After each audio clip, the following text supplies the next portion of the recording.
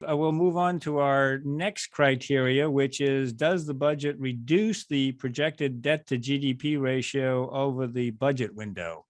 I will take this one myself. The answer is yes, it does.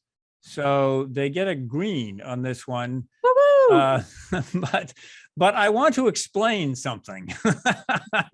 It's not like that we should all be dancing in the streets on this, because the debt to GDP ratio in the president's budget is, we calculate reduction from a baseline, and the president's budget assumes that the debt to GDP ratio would go up substantially. CBO has it around 118% in 10 years. President's budget is slightly less than that.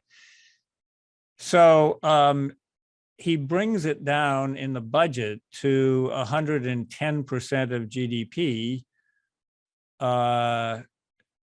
by 2033. Which is big. Yeah. So yes, it does come down, but that would still leave the debt to GDP ratio at an all-time record high.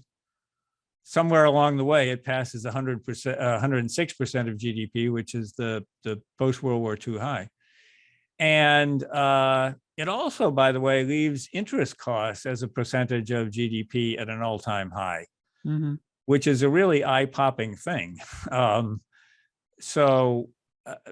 The good news comes with some caveats. So, kudos to the president. Now, what really strikes me when I look at this, and having been looking at these presidential budgets for a long time, if somebody said to me the president was going to put forward a deficit reduction plan totaling close to $3 trillion, which is what he does, I would say, oh my God, that's wonderful. We must be balancing the budget or getting close to a surplus. The hole that we're in is so deep that doesn't even stabilize the debt to GDP ratio.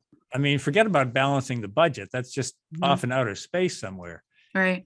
A $3 trillion deficit reduction plan over 10 years doesn't even stabilize the debt to GDP ratio. That's the situation that we're in. So, and in fact, what would it take? It would take a $7 trillion plan, more than twice what the president is proposing, just to keep the debt to GDP ratio from increasing over the next 10 years. So folks, we are really, as I said to NPR last week, hang on to your seatbelts, which actually doesn't make any sense. Buckle your seatbelts might, or hang on to your hat. But anyway, it came out, hang on to buckle your hat. But, buckle your hat. Yeah, buckle your hat like a pilgrim. You can buckle your hat, but you get what I mean. This is a really dire situation with the budget rising on autopilot, the debt rising on autopilot, for reasons that we can discuss. But kudos to the president for a deficit reduction plan of $3 trillion and for reducing the debt to GDP ratio. Just let's keep in mind that there's a lot more that we will need to do. I'd say this is sort of a good first step if we can even achieve it.